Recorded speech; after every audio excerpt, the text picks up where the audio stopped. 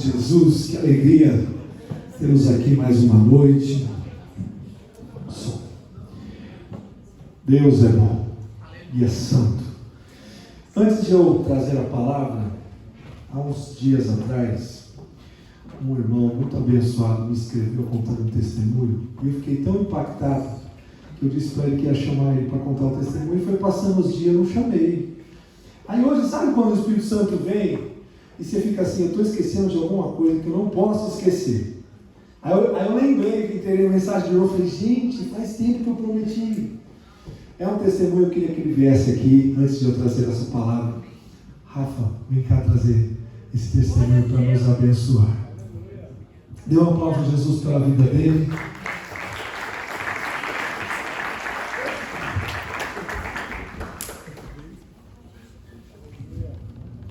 A graça e paz. Muito feliz de estar aqui hoje e poder falar um pouquinho do que aconteceu na minha vida. Que é importante que a bênção, quando acontece uma coisa boa assim de Deus, não pare em nós, e a melhor forma é a gente compartilhar e contar esse testemunho.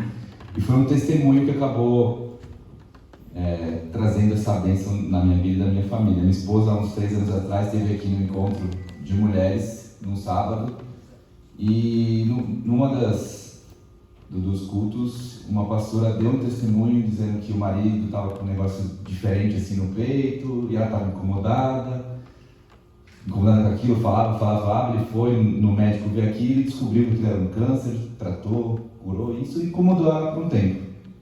Aí já 1 ano atrás, eu estava também com uma espécie de uma verruga aqui, e ela estava, vai no médico, e ela não tinha me contado essa questão desse testemunho que ela tinha ouvido aqui na convenção de mulheres, e eu, não, isso aí não é nada, isso aí depois tira, cutuca, espreme e sai. E quando foi agora, a gente saiu de férias e retornou, ela acabou marcando, né, o dermatologista para mim. Eu fui no médico, ele olhou, aí examinou, falou, não, vamos tirar, já fez a cirurgia, ele tirou. No mesmo dia, ele falou, vou mandar para a biópsia, se você receber o exame e achar uma coisa estranha, me liga. Recebemos o exame antes e, por Deus mesmo, eu li o exame, a gente é aquele doutor Google, né, que lê, a primeira palavrinha já põe lá e pesquisa, mas as palavras não me chamaram a atenção. Eu li e falei, não tenho nada. Minha esposa é pior do que eu, ela é a que mais... a doutora Google, quem tem filho sabe, né? Também olhou, graças a Deus, não foi nada, tudo bem, ainda bem. Ela me contou essa questão do testemunho e, ok.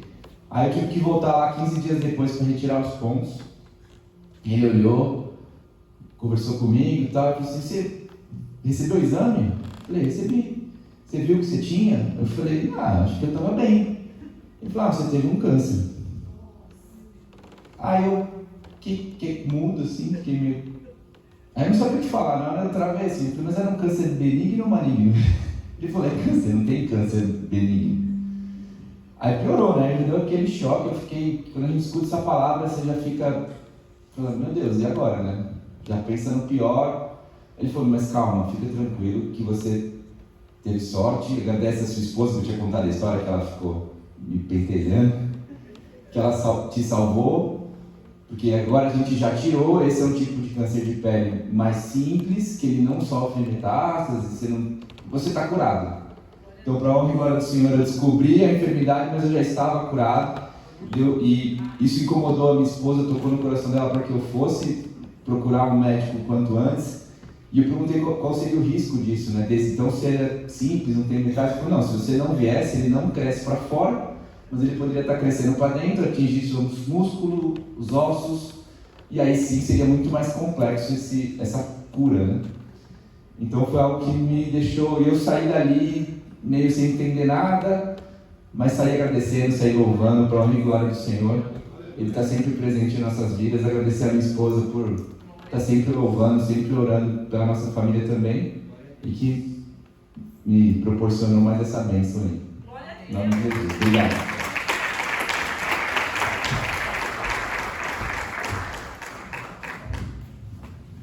Glória a Deus. Eu tive a honra de, mais de 10 anos atrás, né, fazer o casamento do Rafa e da Flávia. E aí, ano passado, eles me chamaram para celebrar as bodas de 10 anos. Eu falei, não acredito, é muita honra. Me senti muito honrado, você é um casal muito abençoado. Eu queria que você fosse comigo para a segunda carta de Paulo aos Coríntios, no capítulo 11, no versículo 3 e 4.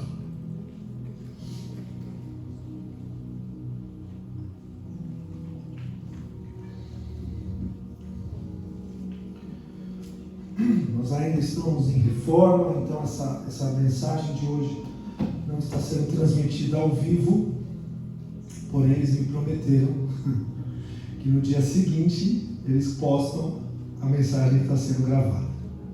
Então amanhã você entra, se não estiver lá, você já cobra eles, eu te dou o nome deles, telefone, você já liga para eles e fala, cadê a mensagem? Eu quero a mensagem.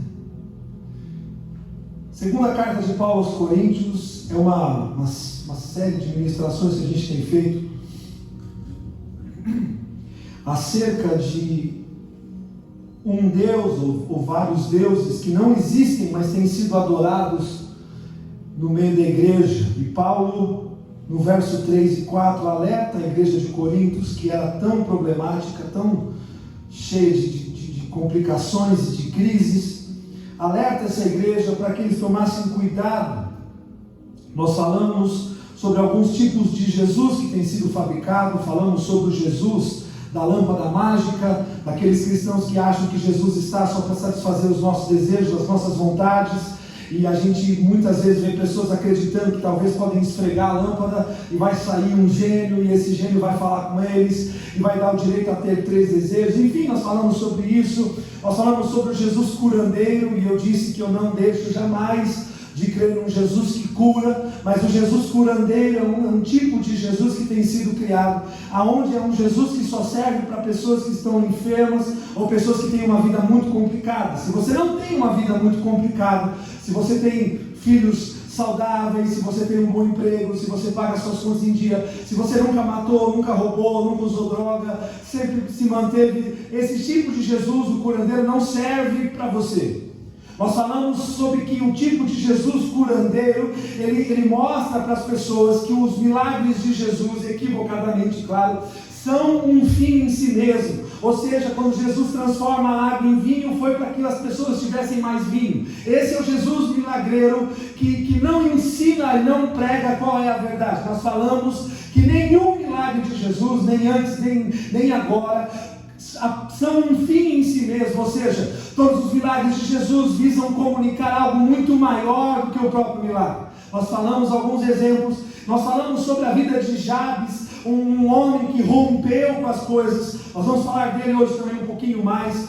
E há um outro tipo de Jesus, antes eu quero ler para você, junto com você, 2 Coríntios 11, versos 3 e 4, é um alerta do apóstolo Paulo a cada um de nós, a igreja do Cristo, e diz assim: receio que assim como a serpente enganou Eva com a sua astúcia, assim também sejam corrompidas a vossa mente, e se aparte da simplicidade e pureza devidas a Cristo, e se aparte da simplicidade e pureza devidas a Cristo. Se na verdade, vindo alguém, prega outro Jesus que não temos pregado, ou se aceitais um espírito diferente, que não tendes recebido, ou um evangelho diferente, que não tendes abraçado a esse, de boa mente o tolerais. Ou, como diz a versão do telão, com razão sofreis. Se você adora, e eu tenho usado uma frase que me marcou muito, quando o Deus que se adora não passa de um fruto da sua imaginação.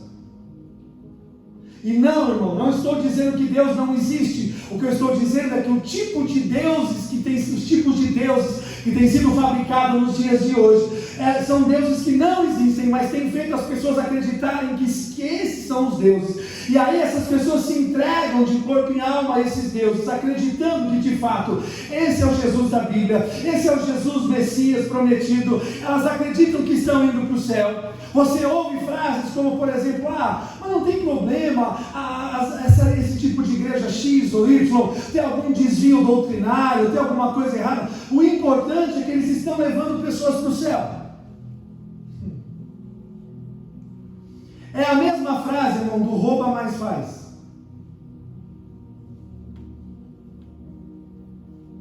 Porque de fato, se eu estou usando métodos equivocados, e eu estou distorcendo o Evangelho, que é tão poderoso, para trazer pessoas para a igreja, na verdade era melhor que elas nem tivessem vindo.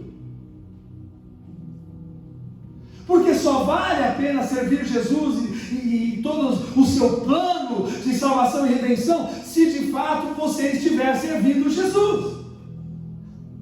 O Jesus de Nazaré, o Jesus do Evangelho, o Jesus da Bíblia. Não um Jesus inventado, e as pessoas tentam enfeitar os tipos de Jesus para ver se as pessoas se sentem mais atraídas. Então falamos do gênio da lâmpada, falamos do curandeiro, e hoje eu quero falar sobre um tipo de Jesus inventado, que é o Jesus guarda-costa. Você sabe o que um guarda-costa faz? Sim ou não? O guarda-costa é pago para nos livrar do mal, para nos livrar de situações desconfortáveis. Se você é um artista, um jogador de futebol, um cantor famoso, inventaram uma profissão que não tinha até uns anos atrás, um digital influencer. Não tinha essa profissão, agora tem, não tem nem faculdade para isso. Na minha época, os influencers, chamava-se pai e mãe,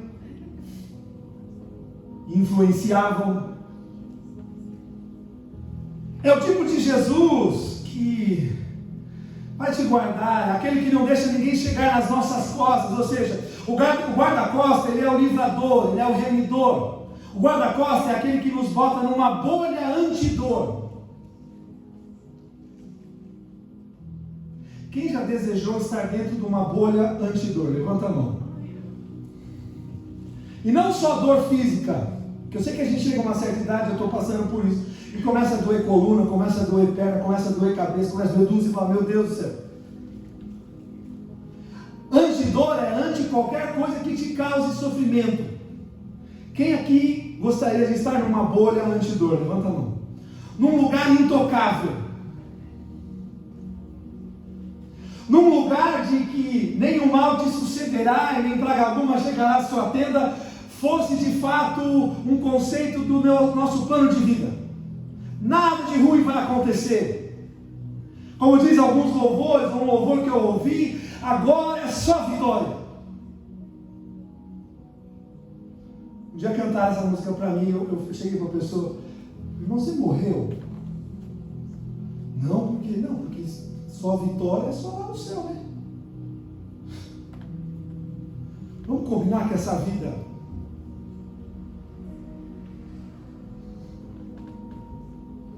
não é tão fácil assim. O guarda-costa é o livrador, o guarda-costa é aquele que vai adiante e do qual eu estou sendo protegido e mal nenhum chega até a minha vida. Nós falamos sobre a oração de Jabes, que é no livro de 1 Crônicas, capítulo 4, versículo 10, e ele cita na oração algo parecido. Ele diz, no verso 10, e ele pede, livra-me dos males. Ou, na versão mais lida, se fizeres que do mal não me seja afligido. O que ele está dizendo é, guarda-me dos males, guarda-me do mal, livra-me do mal. Você já ouviu essa oração feita por outra pessoa? No Novo Testamento, Jesus ensina a orar, ele diz, não nos deixes cair em tentação, mas livrai-nos do mal. Esse livra-me do mal, irmão, é tanto de um mal que existe dentro da gente, que talvez seja o pior de todos, que o pior inimigo é aquele que está diante do seu espelho quando você para na frente dele. Teu pior adversário não é Satanás. Satanás não prende com correntes de poder, ele não tem poder. As correntes de Satanás são correntes de ignorância. Ou seja, até que você saiba que você é livre, ele te mantém escravizado sobre as suas coleiras. Até que de fato você seja liberto pela verdade, e é só a verdade que liberta. E conhecereis a verdade, e a verdade vos libertará. Enquanto a pessoa não é liberta pela verdade, ela está sendo escravizada. É por isso que eu não creio que igrejas com ensinamentos equivocados, com doutrinas equivocadas, igrejas que visam apenas a parte financeira, que visam apenas que as pessoas deem o seu dinheiro, contribuam e ficam o tempo todo massacrando as pessoas nisso, elas não estão levando pessoas para o céu. Elas estão enganando pessoas e mantendo essas pessoas sobre o cabresto e sobre a coleira da ignorância. Esse livro do mal é tanto o mal que tem dentro, quanto o poder maligno, ou as forças, ou as ações malignas que estão fora. Jesus ora por nós no Evangelho de João, no capítulo 17, e ele fala o seguinte: eu não peço que os tires do mundo, que seria mais fácil, para se livrar do mal é só saindo desse mundo, mas que os livres do mal, ou os livres do maligno. Por quê? Porque o maligno pode fazer contra nós. E a pior coisa que o maligno pode fazer contra uma pessoa é convencê-la de ser malvada, maldosa. É convencê-la de jogar no seu time do mal. Porque há um mal dentro de nós estamos tentando nos livrar disso, até que você seja glorificado, até que você chegue na glória, e o seu corpo seja santificado, você receba um corpo santificado. Nós estamos em guerra, nós somos um espírito santificado pela palavra, um espírito santificado pelo sacrifício de Jesus, mas que estamos habitando num corpo de pecado. A nossa sociedade, ela não acredita que há um mal no coração humano. No máximo, ela acredita que um humano pode ser cheio de traumas, de ressentimentos.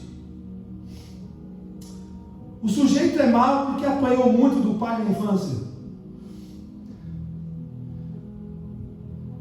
Quem apanhou do pai quando era criança? Levanta a mão, da mãe, não sei. Uau! E vocês não estão numa cadeia, irmão? Vocês não assaltaram um banco, não fizeram tráfico de droga?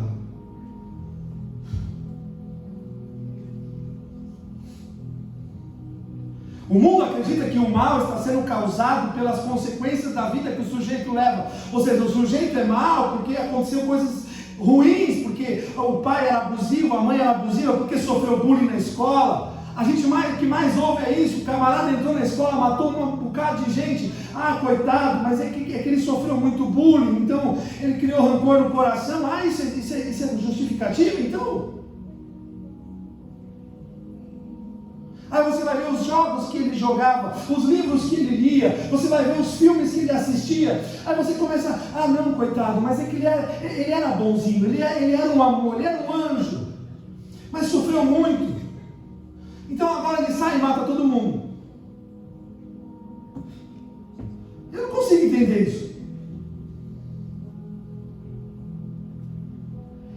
O mal que existe numa dimensão humana, que é tocada pelo mal, os conflitos da nossa cidade, gente matando gente. Mal, irmão, não é só um conflito social, não é só desigualdade social. Mal dentro do coração humano é violência que gera violência. É o mal que habita no humano. De repente, que faz o sujeito ser tão malvado que quase não há diferença entre um ser como esse e um demônio do inferno. Esse talvez seja o verdadeiro endemoniado, aquele que tem um ego absoluto, aquele que vive para si. E tem muita gente endemoniada na rua, e tem muita gente endemoniada nas igrejas, porque embora não caia no chão e não faça aquele estardalhaço, não saia babando, e aí a gente acha que não está endemoniado porque não manifestou nada dessas coisas. O sujeito pode se dizer que está endemoniado porque o maligno já tomou conta de um jeito, do jeito de pensar, do jeito de agir no coração, e esse cara se transformou num sangue ruim, faz por prazer. Como uns tempos atrás eu vi um rapaz que matou uma senhora que havia abrigado ele na sua casa, e ela ajudou, ela fez tudo o que ela pôde, ela o manteve ali naquele tempo, até o dia que ele não quis mais, ele matou ela, enterra no próprio quintal dela, pega o cartão dela e sai para gastar o que ele queria comprar. Comprou coisas para a mãe. Olha que filho bonzinho.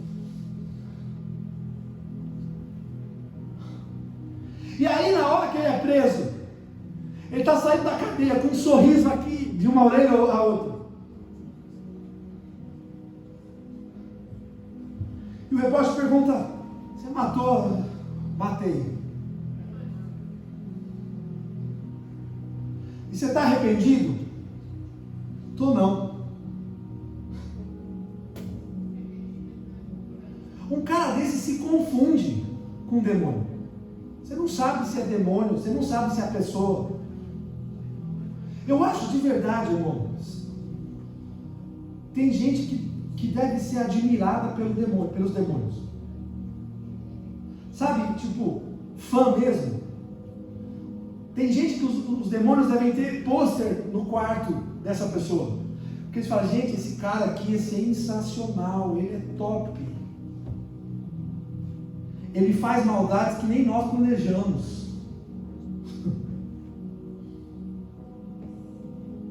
Tem gente que o maligno já tomou conta de tal forma, do jeito de agir, de pensar, vira sangue ruim mesmo. Quando Jabes diz: Senhor, livra-me do mal, ele está dizendo: Senhor, é verdade, há um poder das trevas operando ao nosso redor, mas em nome do Senhor nós queremos declarar guerra às trevas, ao poder das trevas na mente das pessoas, nos casamentos das pessoas, na vida dos filhos, ao poder das trevas que atua na vida muitas vezes de irmãos e irmãs dentro da igreja. Sim, livra-me do mal, livra-me do maligno, livra-me desse poder do maligno. Mentira, mas não mentira do mundo não.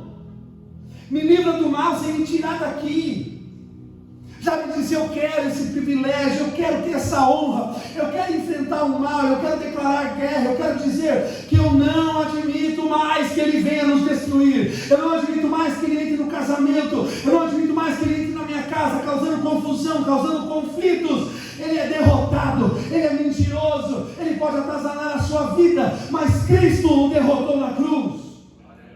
E Jabes está dizendo: não permita, Senhor, que eu me iluda comigo mesmo, que eu permita que o mal se apodere, ou se assenhoreie de mim. O que Jabes está dizendo é: se você olha com a perspectiva no Novo Testamento, do ensino da Bíblia Sagrada, é isso: Senhor, eu estou na vigilância, eu estou na brecha da oração, eu estou vigiando. Não permita que o mal seja um intruso, um invasor, um usurpador na minha vida, mas me fortalece para eu enfrentar o maligno. E ele diz mais: livra-me das dores. Evidentemente, ele não está pedindo a Deus que lhe dê uma blindagem, uma espécie de uma blindagem, no qual ele seja poupado para que nada de mal, nenhum sofrimento aconteça com ele. Evidentemente não é sobre isso.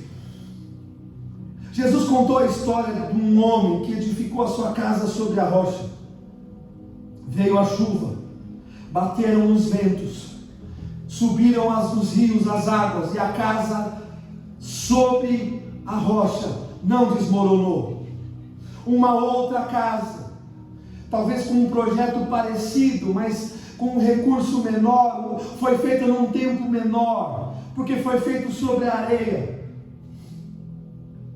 Não deu tanto trabalho, foi mais prático, mas estava sobre a areia e passou pelas mesmas coisas que a outra casa. Porém, a diferença é que essa desmorona, a casa sobre a rocha permanece. Mas percebe que as duas casas, Jesus está dizendo, as duas casas enfrentaram tempestades, enfrentaram vendavais, enfrentaram enchentes.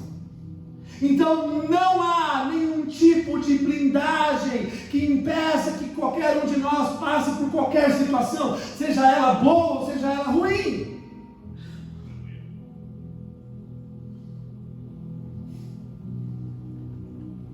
Repete essa frase comigo. Deus, não, fala forte com convicção. Deus não está preocupado com o meu conforto. Diga: Deus está produzindo o meu crescimento. E crescer dói. Crescer dói, porque te tira da zona de conforto. Crescer dói. Você tem que tomar decisões que antes eram outros que tomavam. E agora você vai ter que assumir o risco. que muita gente fica na dependência de profetas? Porque é mais fácil, se não der certo, eu culpar o profeta. Só que na verdade foi esse irmão cabeçudo que fez o que ele quis fazer. Na desculpa que foi Deus que falou. E agora ele culpa o profeta, ou culpa até Deus. Não, mas Deus falou. Não, Deus não falou.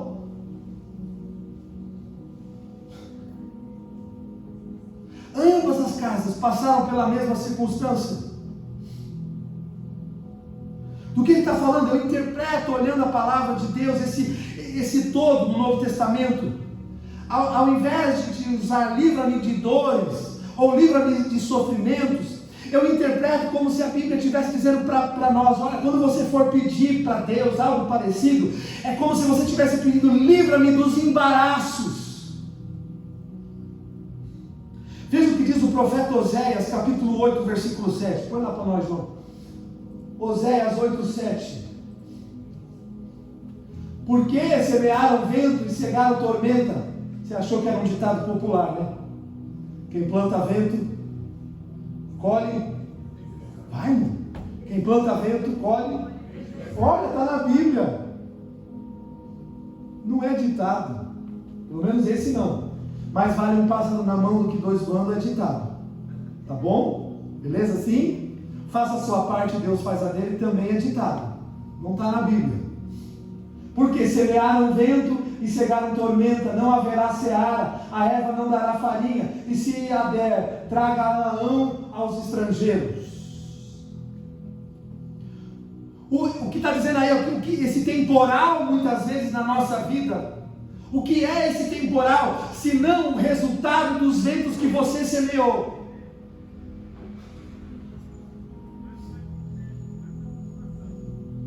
Você pensa que era ditado popular, mas viu que não era. Semeia vento, colhe tempestade.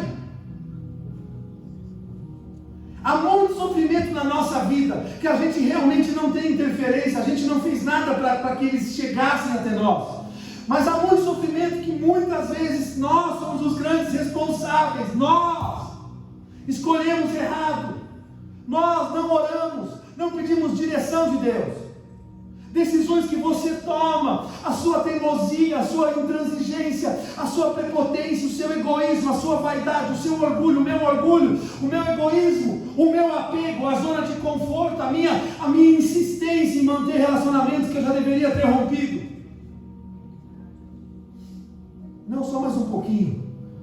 Eu acho que Deus vai me usar para salvar essa pessoa. Meu amigo, você que está se perdendo. Não é o outro que está se salvando. Você percebe isso? Às vezes a gente fica nessa teimosia, nessa insistência, continuando fazendo um tipo de negócios que nem mesmo devia ter começado. E aí eu vou colhendo tempestades.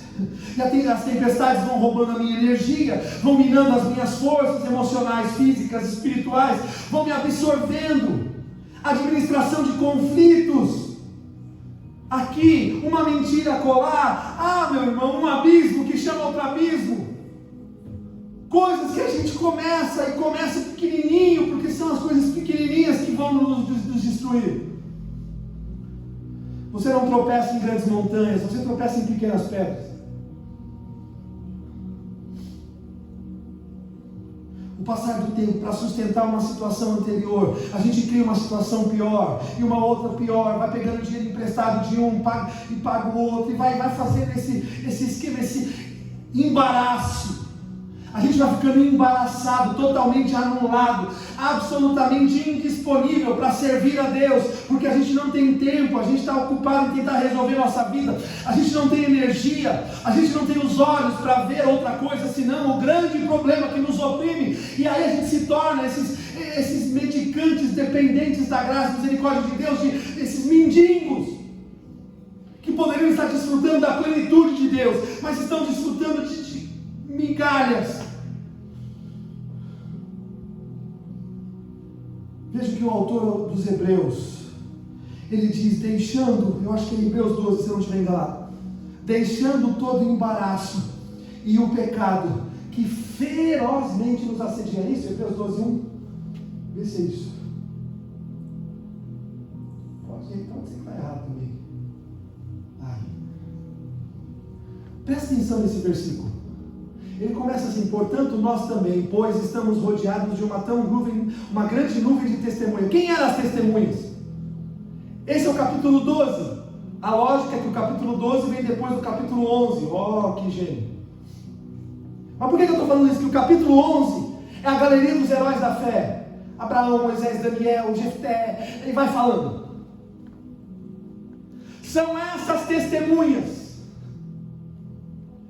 Ele diz: nós estamos rodeados dessas testemunhas, de todo o capítulo 11, que hoje nos assiste.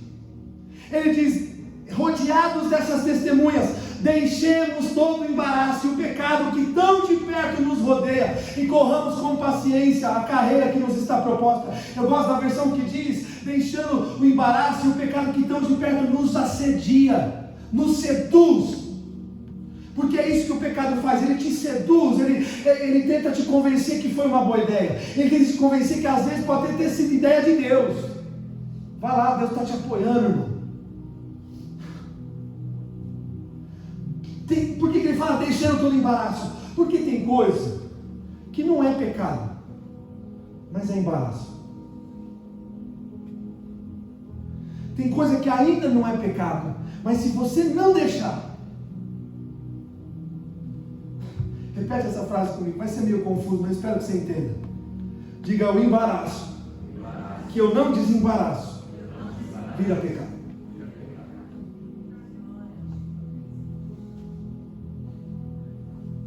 Sansão tinha um embaraço. Uma mulher linda que o havia seduzido, que acariciava seu cabelo, mas que tinha sido ameaçada pelos filisteus, que ela tinha que descobrir o segredo da força dele. E ele vai brincando com o pecado. Sabe como é?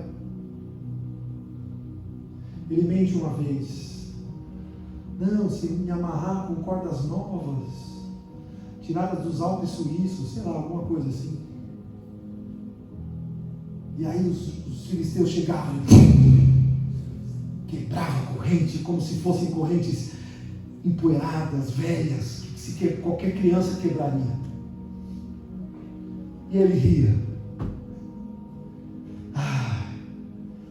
eu estou por cima da carne seca. Teve um tempo que um pastor americano descobriu-se que ele estava em adultério, muitos anos atrás. E eu lembro que eu era criança na época, mas eu assisti essa cena, algumas igrejas se reunindo, pastores se reunindo, para falar desse pastor que havia adulterado. Obviamente não era para falar bem, né? Sabe o que aconteceu? A maioria deles também depois caíram em adultério. Toda vez que eu penso que eu não vou cair, eu me garanto, eu me conheço, eu sou firmado em Jesus, eu sou crente de verdade, eu não sou igual a esses mimizentos que tem por aí.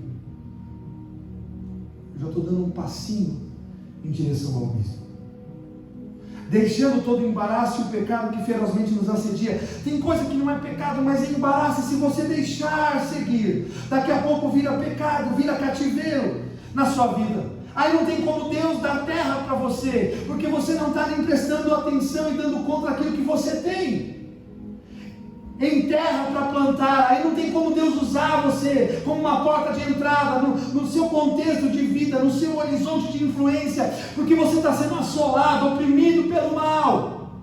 E nessa hora, meu irmão, o que a gente precisa mesmo é misericórdia de Deus, é libertação. Você precisa mesmo, porque você está inutilizado no reino de Deus, você está apenas ocupado com você mesmo, com uma situação, com o seu próprio umbigo. Então tem gente que criou um Deus, um Jesus guarda-costas.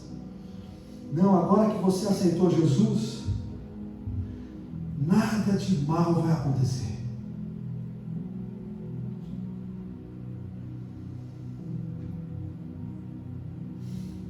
Você está sonhando em emagrecer, irmão? Você vai emagrecer. Sem academia, sem dieta.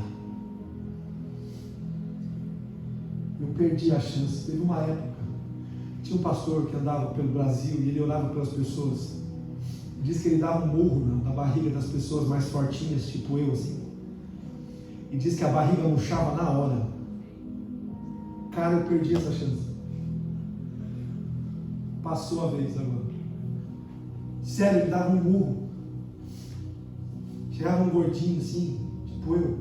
Aí chegava e dava um murro e a pessoa, a calça caía, o vestido, a saia caía na hora. Já pensou, irmão?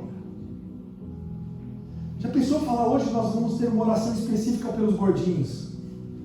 E eu saí dando porrada em todo que é lado. Vem cá. Você quer emagrecer? Quero.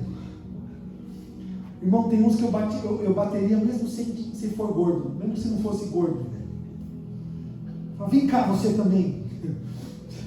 Só para teu prazer.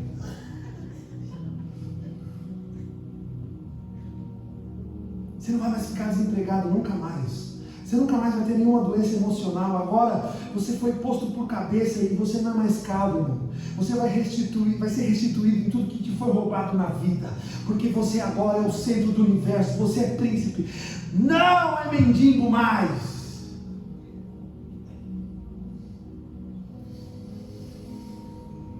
Quando eu ouço essas coisas, irmão, eu falo, pode ser até romântico e bonito ouvir isso, mas não é verdade. Quem aqui passa dificuldade na vida? Levanta a mão, mesmo estando com Jesus.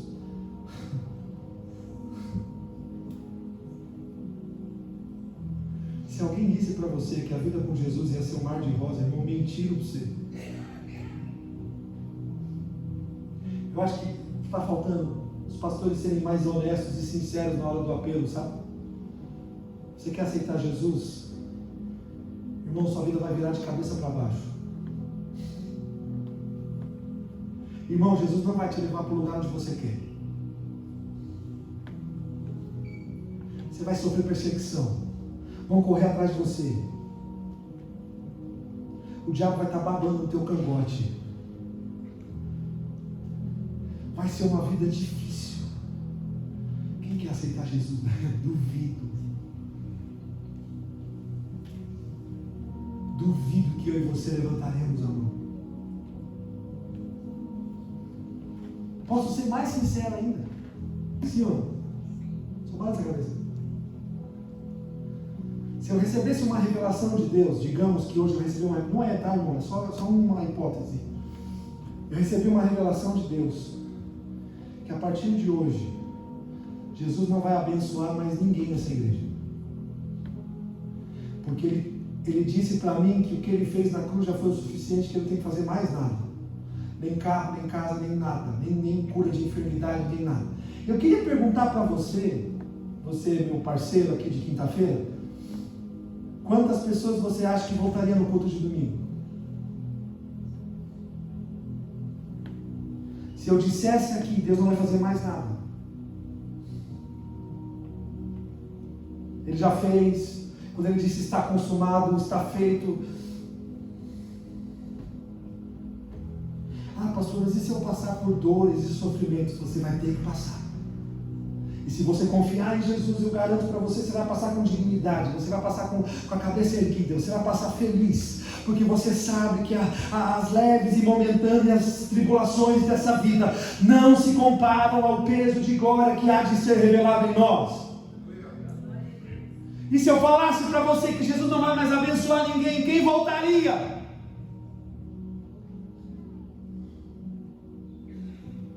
Porque se há pessoas que buscam Jesus de coração, eu sei que sim, também há muitas pessoas que buscam Jesus pelo simples interesse de ter aquilo que Jesus pode dar. E eu vou te falar uma coisa, conhecendo um pouquinho que eu conheço sobre esse Deus, Ele dá mesmo, Ele abençoa mesmo, Ele abre portas mesmo, Ele faz cura mesmo, Ele fala através dos seus profetas, Ele abre os céus, Ele é um Deus maravilhoso, bondoso, não porque a gente merece, mas porque Ele é bom.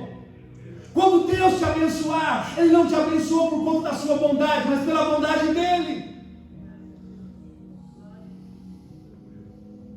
Agora esse evangelho que coloca as pessoas como o centro do universo, que coloca as pessoas como aquelas que não, na verdade elas não são servas do Senhor, o Senhor é servo delas.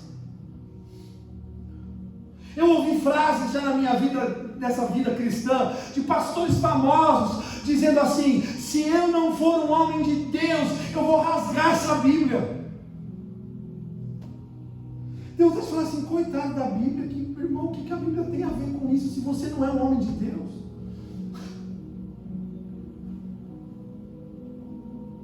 Gente que fica atrás de adivinhação.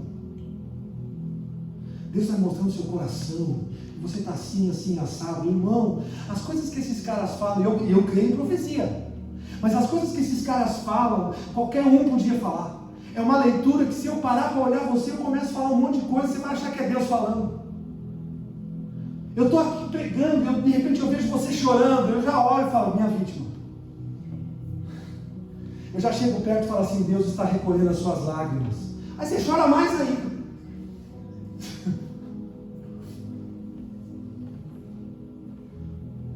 Deus conhece o seu profundo, oculto, escondido. Uma vez falaram isso para mim, eu falei, puxa, ainda bem, né? Você já pensou você viu um Deus, Osmar, que não me conhece? Não sabe quem eu sou? Olha, Deus está te trazendo uma bênção hoje. Que vago. Qualquer criança diria isso.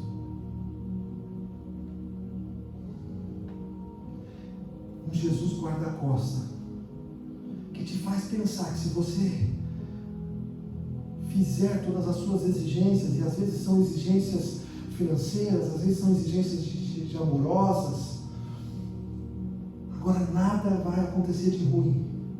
Mas aí chega a adversidade, passa um tsunami. Meu irmão, em Marrocos já estão dizendo mais de 5.000 pessoas morreram por conta do terremoto que teve. Você acha que não tinha crente no meio dessa turma?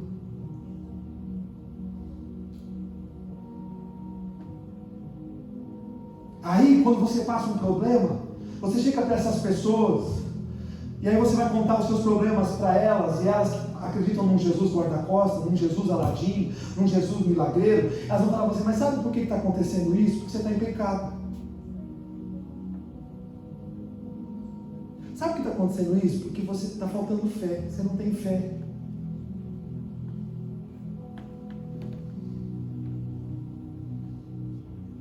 Porque se você fosse de Deus, isso não tinha acontecido com você.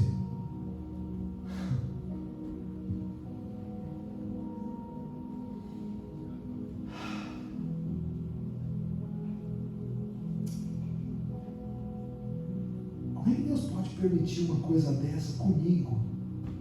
Que sou um dizimista fiel, que eu vou na igreja, eu ajudo os irmãos.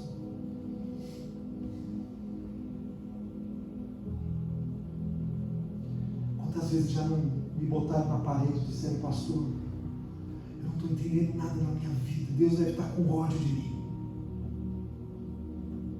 E a única coisa que eu posso falar é, esse Deus que você criou na sua cabeça realmente deve estar te odiando.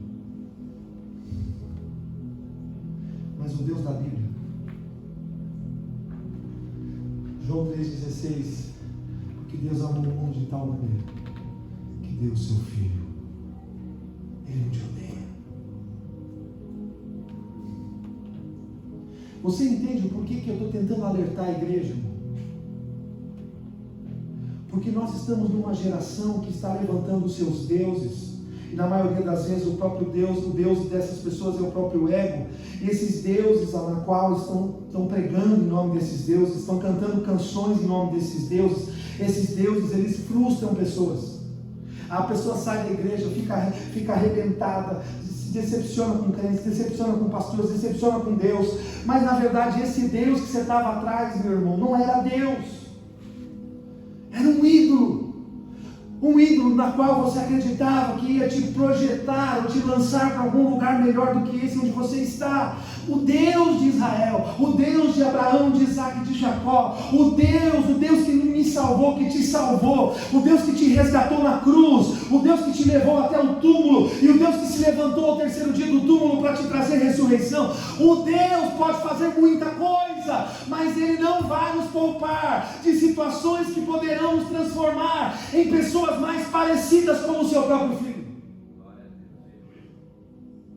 Você e eu vamos passar tudo o que tivermos que passar, para que cada dia mais você perca a cara de Adão, de Eva, e você ganhe uma cara de Jesus Cristo. Você ganha a personalidade dele, o caráter dele, a integridade dele, as palavras, o amor dele, para que você seja participante do poder dele. Aí sim você pode se levantar, orar pelos enfermos que eles vão ser curados. Aí você pode orar por uma pessoa que está desempregada e as portas vão se abrir, porque o seu coração está alinhado com Deus. E você não está pedindo coisas para satisfazer o seu próprio ego, mas para satisfazer a glória do reino de Deus.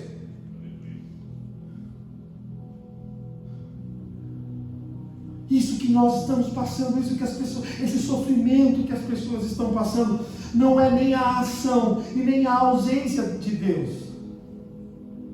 Em meio a tanta desgraça, quanta gente fica se perguntando onde é que Deus estava, por que Deus permitiu isso? Meu irmão, eu tenho a resposta para te dar. Ele estava e está no mesmo lugar quando faziam a mesma coisa com o seu filho, e porque ele permitiu que fizesse com o filho dele, eu tenho certeza que se ele ajudou o filho dele, se ele trouxe de volta a vida, ele também vai me ajudar, ele vai te ajudar a superar aquilo que fizeram com você, aquilo que fizeram na sua família, porque ele é o único que entende a sua dor.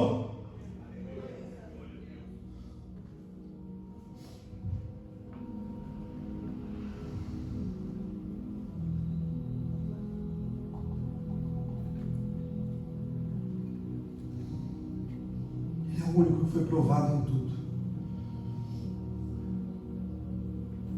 E nós vivemos um tempo que a gente precisa acordar, né? E a gente precisa enxergar que muitas vezes a dor é inevitável.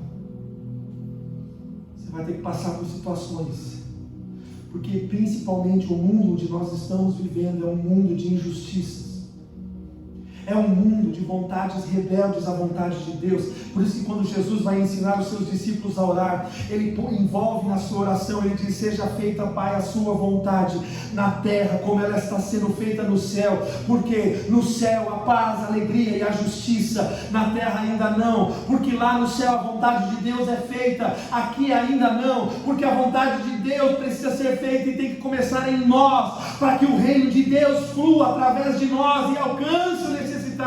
Só que a gente criou um Jesus guarda-costa, e a gente diz que a dor acontece só com o ímpio, mas a dor também acontece com a gente. Não acontece só com os infiéis, acontece com gente boa, com gente que ora, acontece o tempo todo.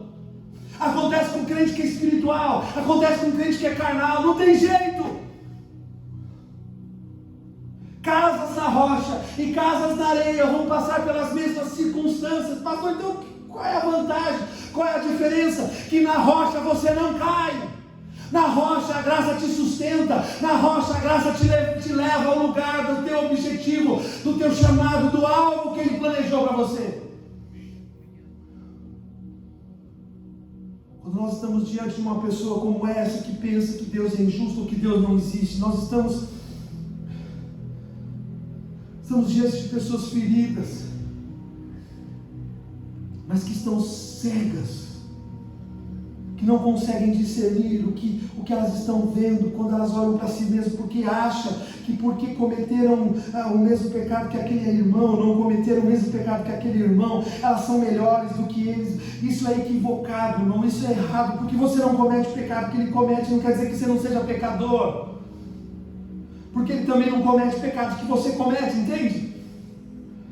Eu e você, qualquer um de nós aqui, meu irmão, se nós não percebemos que não somos tão bons quanto nós pensamos, e que a gente talvez estejamos num mundo meio alienado, adorando um Deus que é fruto da nossa imaginação. A gente está fazendo uma festa para Deus, a gente está dançando para Deus, a gente está cantando para Deus, mas Deus está fora da festa, como diz no livro de Apocalipse capítulo 3, eis que estou à porta e bato, se alguém ousar abrir, eu entrarei e cearei com ele. Sabe o que é isso? Jesus está dizendo: vocês me botaram para fora do culto.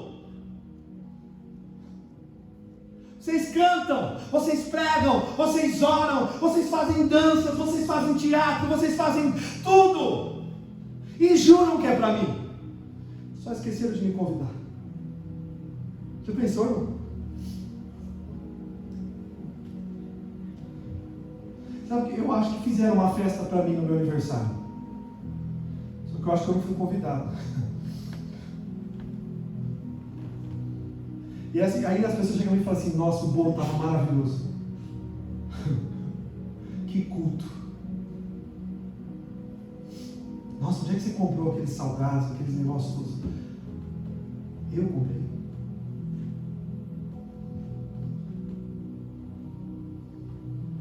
Irmão, faz o teste. Faz uma festa com uma pessoa e não chama ela. Chama os amigos dela, chama a família dela. Mas não deixa nem ela saber que teve festa para ela. Quando Jesus fala no livro de Apocalipse, ele está se sentindo assim. Ele está dizendo, não para o mundo. Eu sei que a gente ouviu muitos anos, eu ouvi muitos anos pastores usando essa passagem. Eles que estou à porta e bato, e usavam para pregar o Evangelho, para chamarem pessoas à conversão, para chamarem pessoas a entregarem sua vida a Jesus. É muito bonito, é romântico, mas não era isso. Ele estava falando para a igreja. Ele estava dizendo, vocês me botaram para fora. Vocês fizeram uma festa linda, decoraram a igreja, foi uma coisa maravilhosa, mas eu não estava.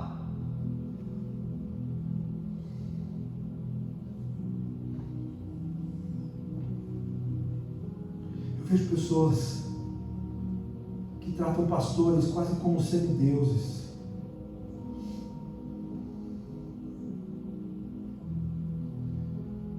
Eu fico pensando, se eles querem olhar esses pastores assim, o problema é deles. Se as pessoas querem me ver como um semideus, o problema das pessoas, eu não quero me ver assim nunca. Você quer me glorificar, irmão? O problema é seu. Mas que eu nunca recebo o seu louvor. Porque só tem um que é digno de adoração e de louvor. E é Jesus Cristo. As pessoas não têm noção do peso que é receber a adoração. Elas seriam esmagadas se elas tivessem a consciência do que é elas serem adoradas.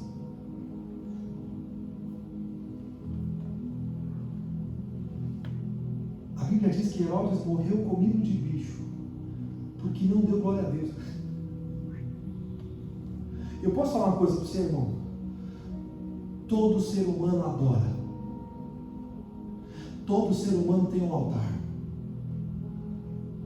Só precisa decidir para quem. Tem gente que tem altares ao dinheiro.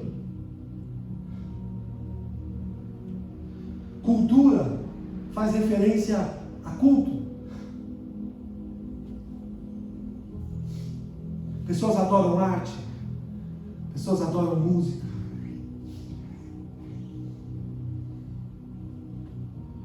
E sinceramente, irmão, o mundo se entregar em eventos e shows que não envolvem nenhum tipo de edificação, a gente nem liga, a gente sabe que vai fazer o quê? Vai lá segurar para eles não ir?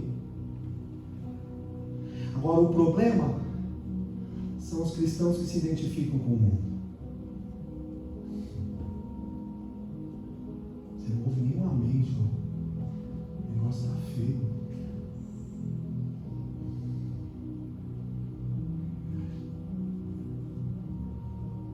Você pode ser glorificado, honrado, elogiado.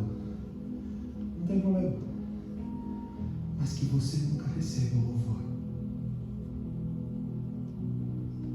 Que quando alguém chegar para você e disser, como eu faço sempre.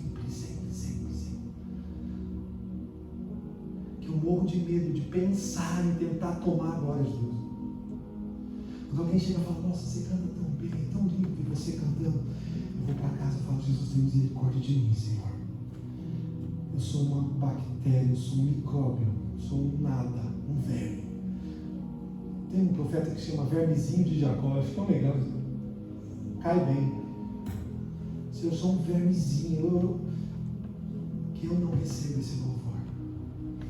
Que esse louvor vá para quem é de direito. Que Ele é digno.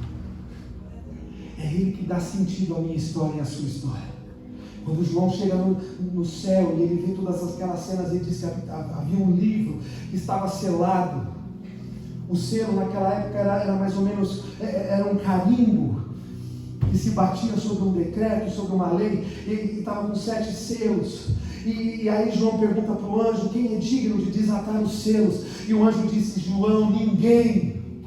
E João começa a chorar, e o anjo fala: João, fica tranquilo, porque o Cordeiro é digno de abrir o livro e desatar os selos. Sabe o que ele estava dizendo? É o Cordeiro que dá sentido às histórias, é o Cordeiro que dá sentido ao seu sofrimento, é o Cordeiro que dá sentido às suas vitórias, é o Cordeiro, é Ele, é por Ele, é dele, para Ele, são todas as coisas.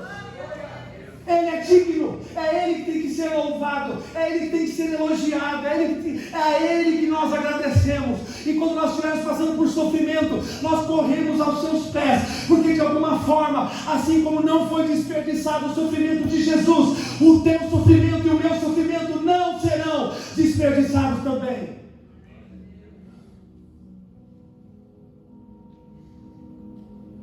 Se eu me virar do avesso, irmão, você enxergar o que só Deus enxerga em mim, talvez aí você nunca mais ia vir de quinta-feira mesmo. Todo lado bonito que você vê de mim, você fala: chama Jesus. O lado feio que você vê de mim, aí sou eu mesmo.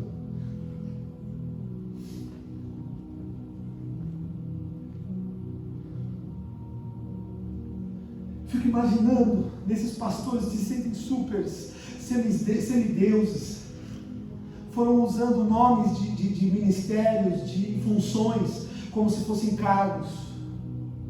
Eu já chutei o balde. Se é para eu ser alguma coisa maior do que eu estou sendo hoje, eu quero ser um cardeal. Mano, eu estou quase lá no Papa. Porque vai criando nome, vai fazendo nome, o cara vai se achando, vai ficando grandão. Debaixo da minha autoridade. Estou debaixo da autoridade de Jesus. Seu mal acabado.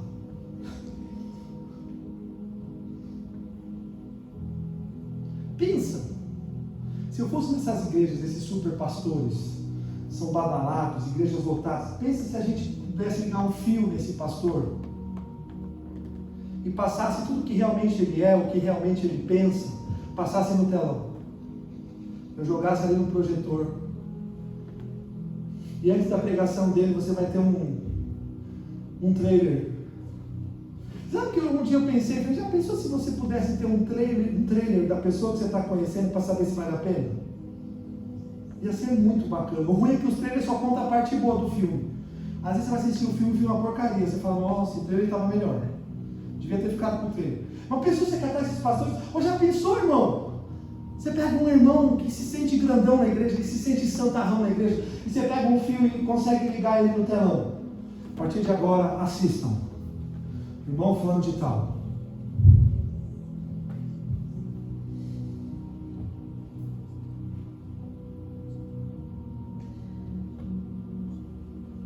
Quando estão entendendo, diz amém.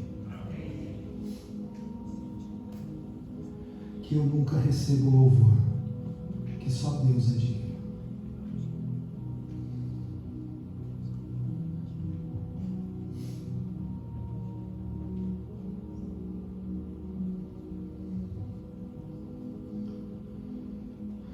Mas qual que é o equívoco, o erro daqueles que criaram um Jesus guarda-costas? Eles acham que Jesus se relaciona com aquele ser que a gente é na coletividade. Eles acham que essas pessoas, ou eles acham que nós podemos enganar a Deus, e que Deus é convencido de que eu sou apenas aquilo que eu estou sendo na frente das pessoas.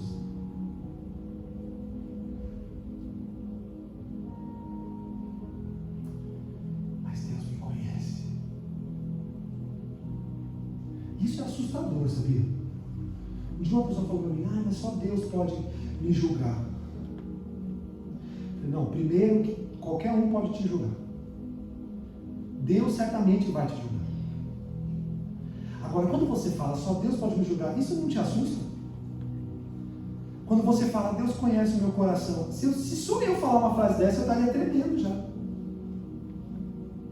Porque se você acha que o fato de Deus conhecer o seu coração é um fato a favor de você, então você não conhece o seu coração. Essas pessoas que têm um Jesus guarda-costas, que acham que elas são as ungidonas, que é um pastorzaço, que maneja bem a palavra, que é um referencial, é uma influência, é o cara. O problema é o que elas são quando não estão na frente das pessoas. O que eu sou quando eu estou deitado na minha cama e não tem ninguém do meu lado. O que eu sou quando eu sei que não tem ninguém me olhando, que não há testemunhas. Quem eu sou. É com esse ser que Deus vai se relacionar. Posso fazer a melhor cena aqui. Posso fazer a igreja pegar fogo, sair gritando, babando, pulando. Mas quem Deus se relaciona é quem ninguém vê.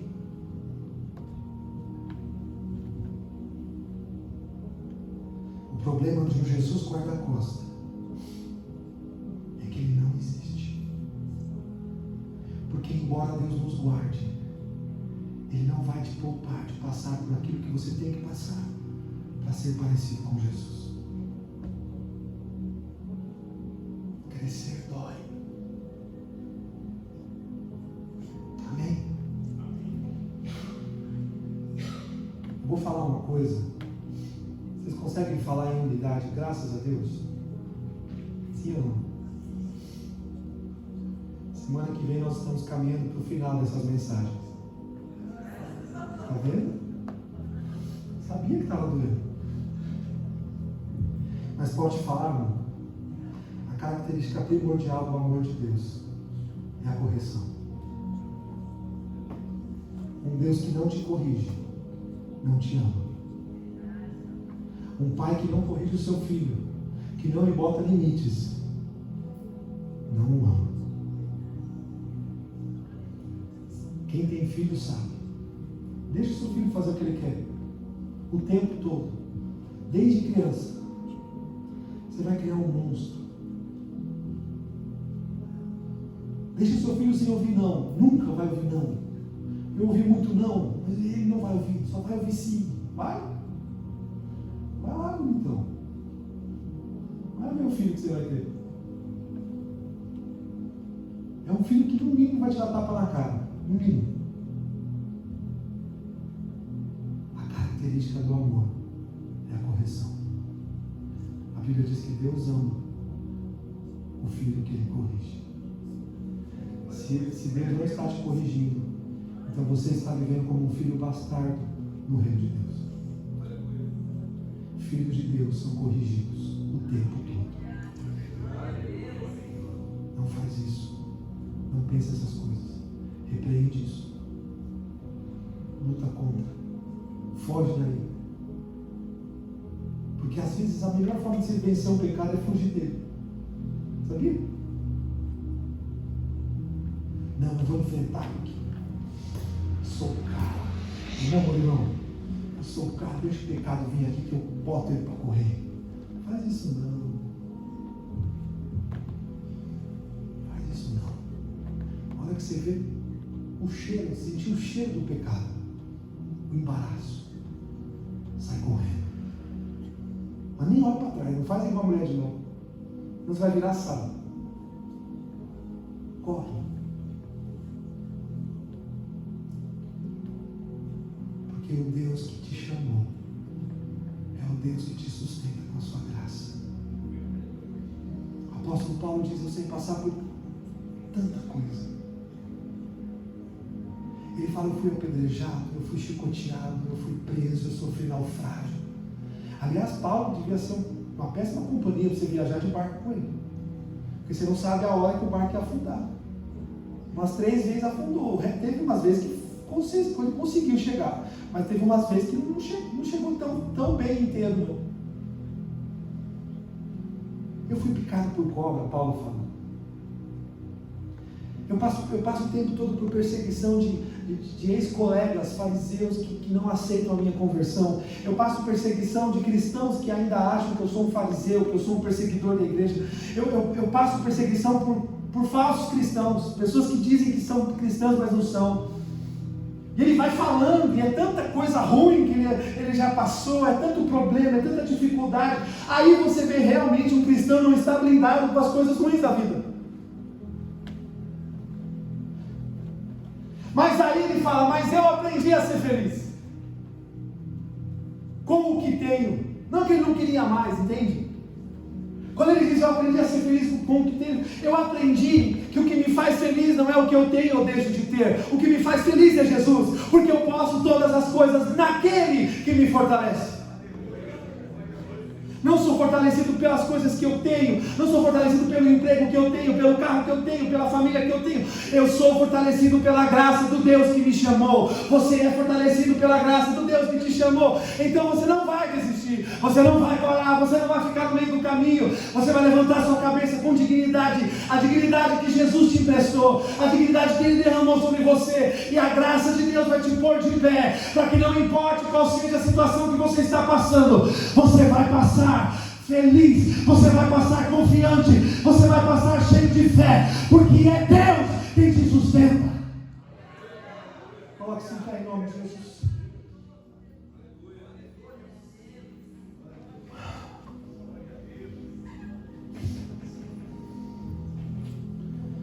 Deuses falsos nos frustram, o Deus verdadeiro não frustra, não falha jamais.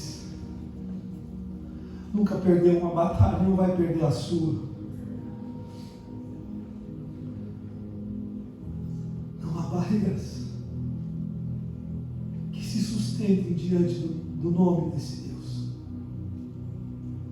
Feche seus olhos.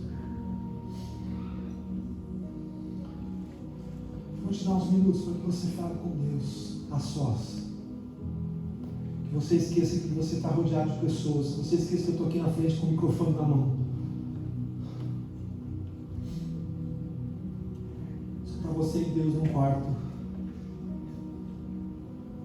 Não tem celular.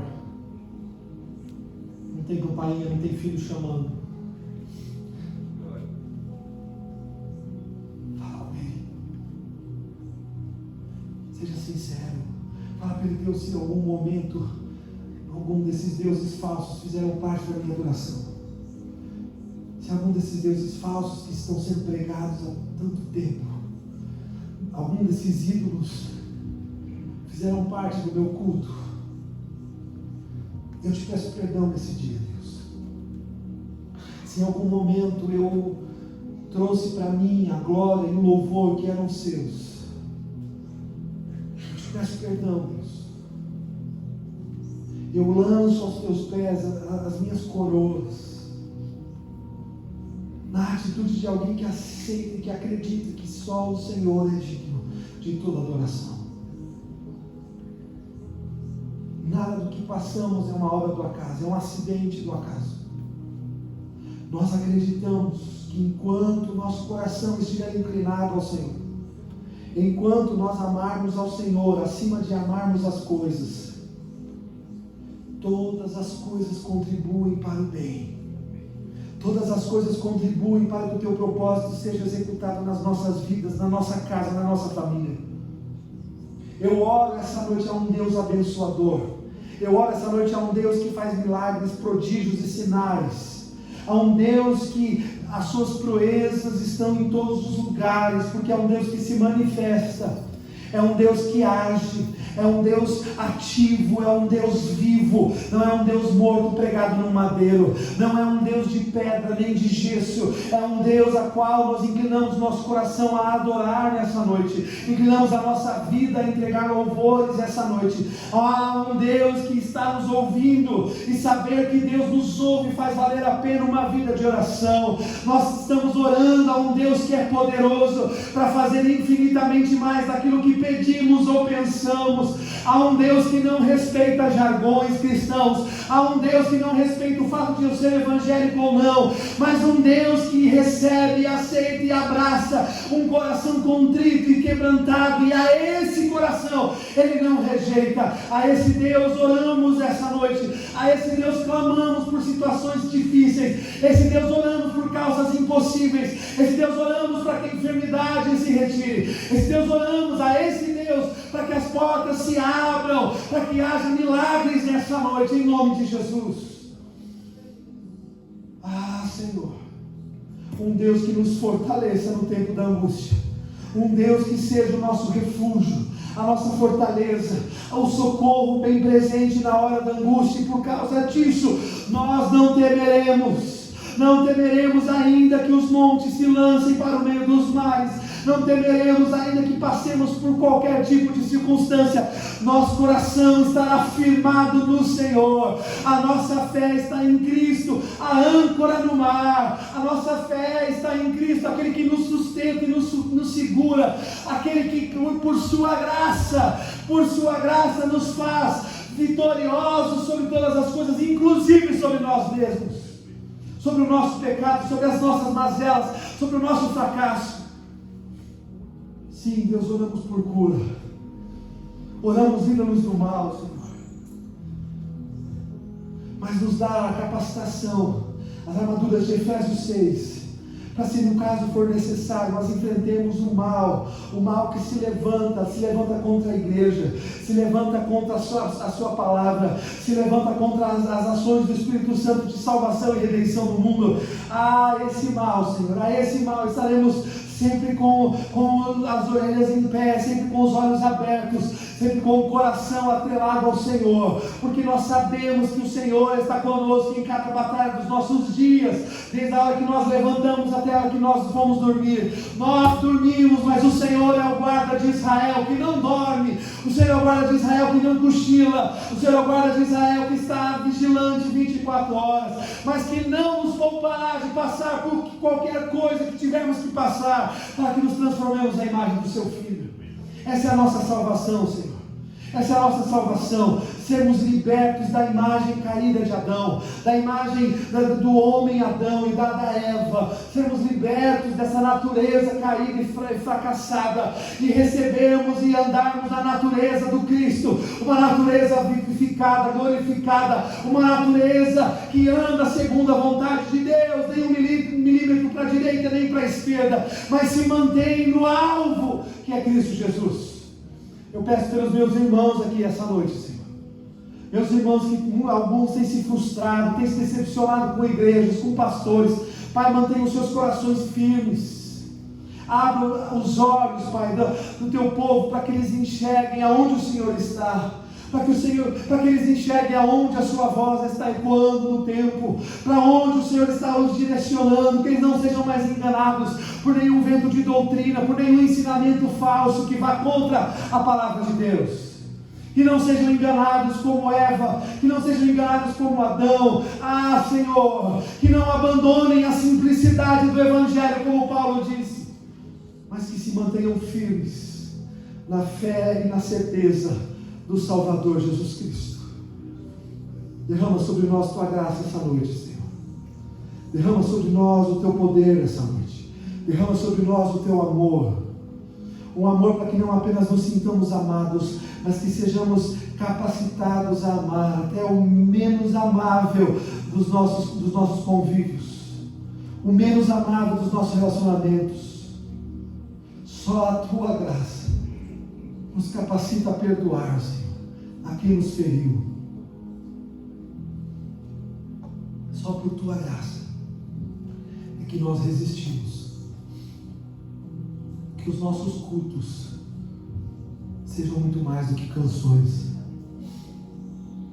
Que os nossos cultos sejam muito mais do que manifestações visíveis do nosso amor por Ti. Que os nossos cultos sejam um perfume agradável,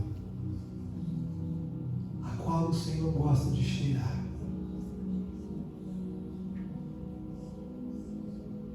Leva-nos a viver a Tua vontade, Senhor. Cada dia, e ensinemos aos nossos filhos a viver a sua vontade. Que possamos conduzi-los a toda a verdade que é a tua palavra. E que todas as vezes que o Senhor nos usar para algo significativo, que não recebamos o louvor. Ainda que os elogios venham, ainda que a glória seja direcionada a nós, que sempre possamos entregá-la a quem é de direito. Entregamos a Ti nessa noite, Senhor, nossa vida, nossa família, as nossas escolhas e decisões. Assumiremos o custo de quando errarmos, mas estaremos prontos para o Teu perdão.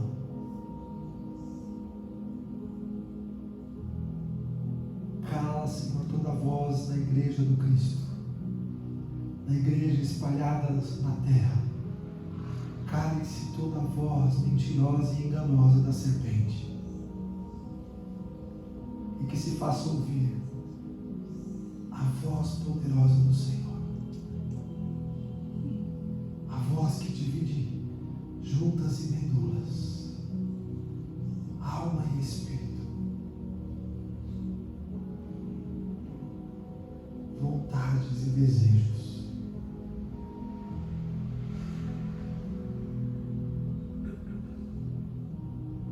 Em nome de Jesus, cuida de nós. Cuida da nossa família.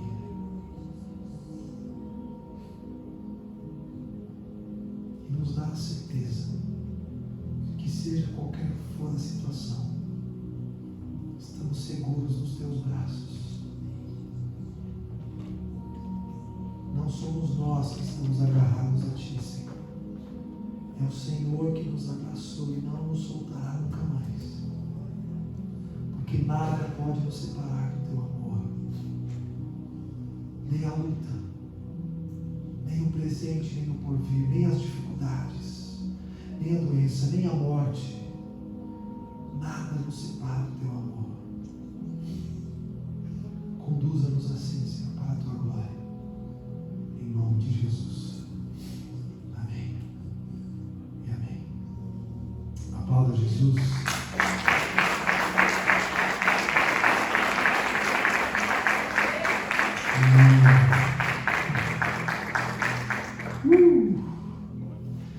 Vou falar uma coisa, irmãos. Nós somos muito privilegiados, porque o Senhor está nos realinhando, sabe? Eu creio que a igreja vai passar por um momento poderoso, mas nada vai acontecer se nós não estivermos alinhados, reajustados. Você vai ver que o avivamento começou não quando as pessoas estiverem sendo curadas, ou falando em línguas, ou pulando. Você vai ver que o avivamento começou quando Deus estiver restaurando o coração dos pais aos filhos e dos filhos aos pais. Você vai ver que o avivamento começou quando você vê os irmãos se amando, irmãos que se odiavam. Porque a Bíblia diz que quando Jesus morre na cruz, os dois governadores da época estavam brigados. E por causa de Jesus eles fizeram as pazes. Olha, isso é avivamento. É Deus transformando inimigos em amigos. Isso é graça. É você ter uma pessoa na cabeça, que eu nem vou falar nome, porque você deve saber, está na sua cabeça, não na minha. Uma pessoa que você tem muita raiva. Você tinha vontade de fazer igual o pastor fazia para emagrecer os irmãos, dar um murro na barriga, dar unção no Senhor. Mas da noite para o dia você é transformado. Você começa a se transformar num intercessor. Senhor, abençoa essa pessoa. Ele não sabe o que ele faz. Perdoa ele, Senhor. Cuida daquela vida. Ele me machucou, ele machucou muita gente, mas Senhor, Cuida dele. Transforma o coração dele. Quando isso começar a acontecer, levante as mãos para o céu. Comece a dizer: um grande avivamento está começando no nosso meio. Não é de muito cantar, não é do muito falar. Eu creio que o avivamento não vai começar de grandes comunidades e igrejas, mas daquelas igrejinhas das irmãs do coque, sabe? Ninguém dá nada. Mas quando você entra lá, você sabe que Deus fala. Você sabe que ali é gente comprometida com Deus, é gente comprometida com a palavra. Dali, eu creio que suscitará um grande avivamento. Você crê? Que você seja um instrumento de Deus, irmão, aonde você estiver, na sua casa, no seu trabalho, no meio da sua família, na igreja, que você seja uma bênção, uma bênção, uma bênção. Eu gosto de dizer isso porque tem sido uma verdade da minha vida, que você pega essa frase, é uma frase bonita, né? Você consegue ler essa frase menor, torre forte, e embaixo está escrito? Lugar onde tenho sido abençoado. Agora você adiciona isso, e você coloca: o lugar onde eu tenho sido uma bênção. O lugar onde Deus tem me usado, o lugar onde Deus tem encontrado graça em mim, e através de mim tem falado com pessoas, tem alcançado pessoas. Que você não só seja um ser abençoado por Deus, que você não seja só aquele que está na fila esperando a bênção de Deus, mas que você se coloque na fila daqueles que estão disponíveis para Deus, para que Deus use do jeito e da forma como Ele quiser, e para levantar as suas mãos e dizer: Senhor, eis-me aqui. Se o Senhor quer uma porta de entrada na minha família, quer uma porta de entrada nessa igreja, quero uma porta de entrada no meu trabalho, eis-me aqui, Senhor, usa-me, Senhor, usa-me para a tua glória e para que o teu reino cresça. Amém? Dê um aplauso a Jesus, Ele é digno. Paciente, nós estamos terminando já, quase acabando.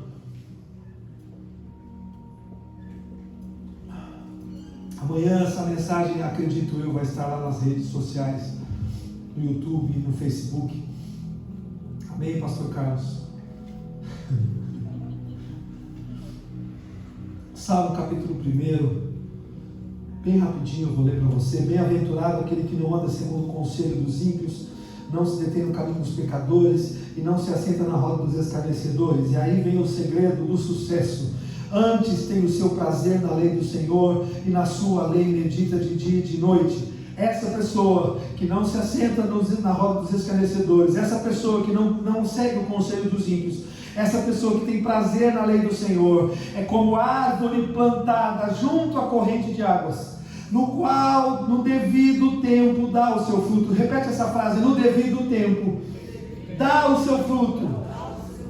A gente não tem paciência, a gente quer que o fruto venha na hora que a gente quer, na hora que a gente precisa, e fruto é sazonal, fruto tem tempo.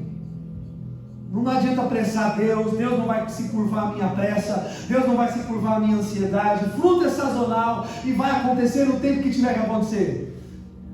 Apesar das químicas que se usa hoje, o certo, o correto para quem trabalha em agricultura sabe: arroz tem tempo para nascer, feijão tem tempo para nascer, uva tem época, morango tem época. Eu sei que agora eles estão usando um monte de química e todo ano tem.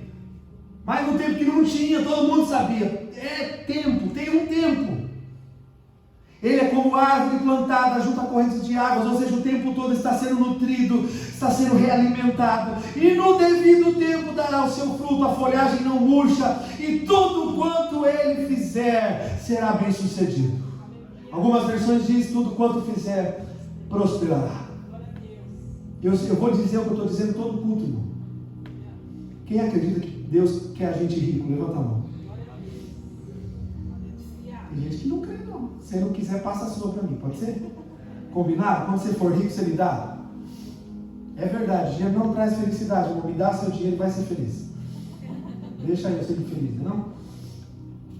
Deus quer você rico. O que Deus não quer é você um rico sem propósito. É você rico perdido como um cego no meio do tiroteio. O que Deus quer é que você seja rico e você saiba por que Ele te deu o que Ele te deu. Você sabe para quem você vai dar.